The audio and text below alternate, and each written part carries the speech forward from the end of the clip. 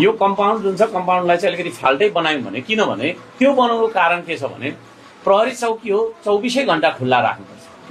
तर विद्यालय त 24 घण्टा खुल्ला राख्ने कुरो भएन। अर्को कुरो कम्पाउन्ड भित्र छ हैन कम्पाउन्डमा ताला लाउनु पर्ने के लाउनु पर्ने अनि कहाँ छ त चौकी भन्दा उ त्यहाँ भित्र छ भनेर त्यो राम्रो पनि भएन र प्रहरी चौकी चाहिँ खुल्ला नै हुनुपर्छ जति सक्दो धेरै मान्छेले हैन सहज तरिकाले 24 घण्टा एक्सेस हुने ठाउँमा राख्नुपर्छ। त्यसो भएको कारणले गर्दाखेरि यो कम्पाउन्डलाई हैन अब यसरी चाहिँ सीमाङ्कन गर्न अहिले हामी जाउँ सहमति भइसकेको छ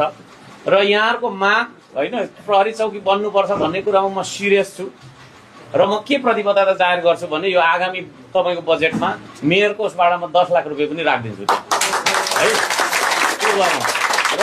अब यो कसले के गर्यो भनेर चाहिँ तपाईको भनि हिन्नु त्यो उचित हुँदैन भनेर अघि अध्यक्षज्यूले पनि भन्यो त्यतातिर पनि नजाउँ अहिले गएर चाहिँ हामीले कानेर चाहिँ हैन गर्ने हो त्यो हेरौं हैन त्यसपछि त्यसतर्फ लागौं र यो निर्माण गर्नका लागि म पनि सहयोग गर्छु तर कहाँ प्राविधिकलाई बोलाउँ न सबैहरुलाई धन्यवाद छ ल अब यो विषय सबै ल हातले